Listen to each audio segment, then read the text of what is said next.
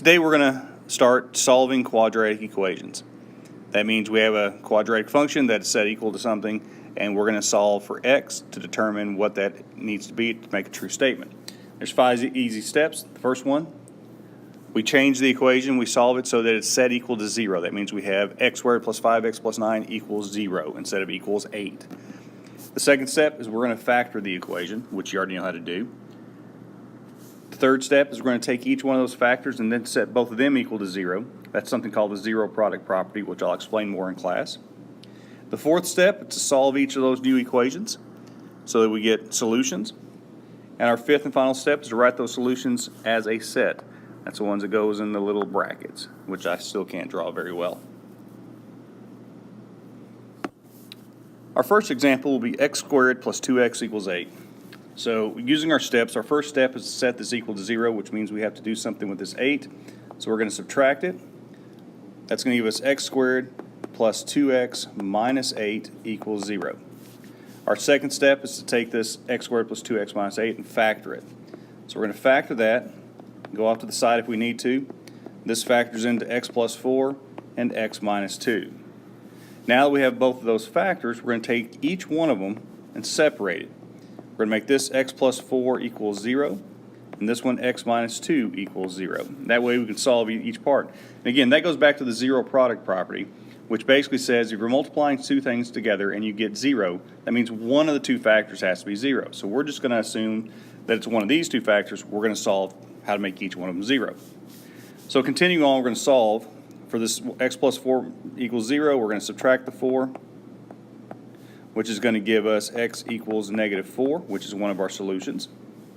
And for the x minus 2 equals 0, we're going to add the 2, which is going to give us x equals 2, which is our second solution. So now we have our two solutions, negative 4 and positive 2. All right, on this third screen, you can see how we're going to prove to make sure we got it right. And anytime you need to check it, all you got to do is take your two solutions, plug them back in.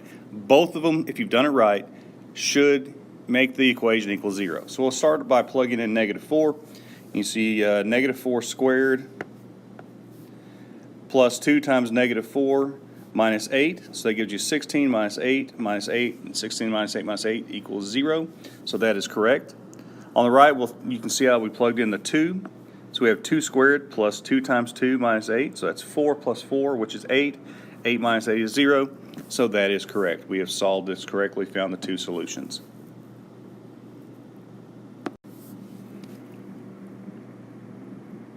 For our second example, we have 6x squared minus 5 equals 13x. And again, our first step is to solve for or set equal to 0.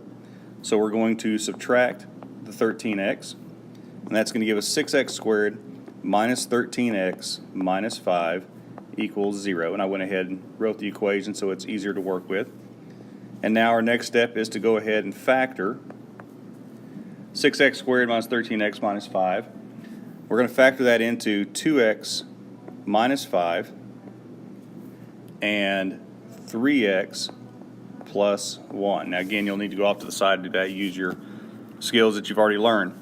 Okay, so now we separate 2x minus 5 equals 0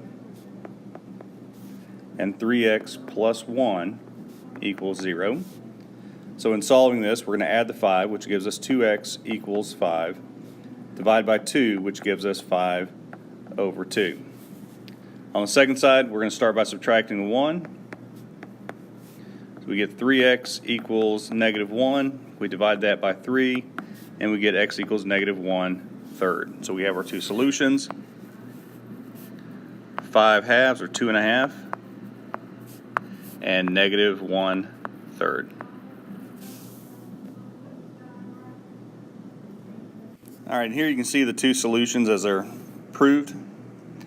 We try the negative 1/3 first, so we have 6 times negative 1/3 squared minus 13 times negative 1/3 minus 5.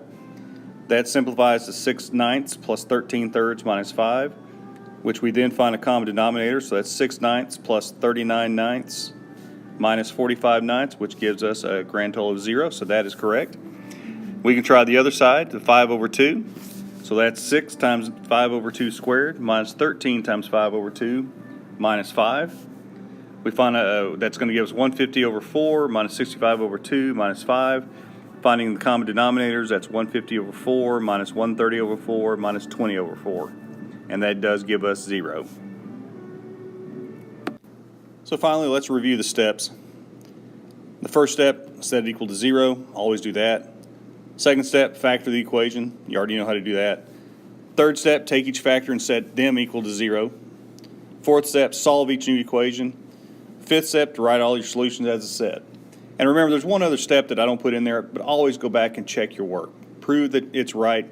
Somehow plug in the numbers, make sure everything works great. So finally, turn your paper over, do the practice problems, come into class, having tried some of this, come into class with questions, make sure you ask them, make sure they get answered so that you understand everything that you need to be doing.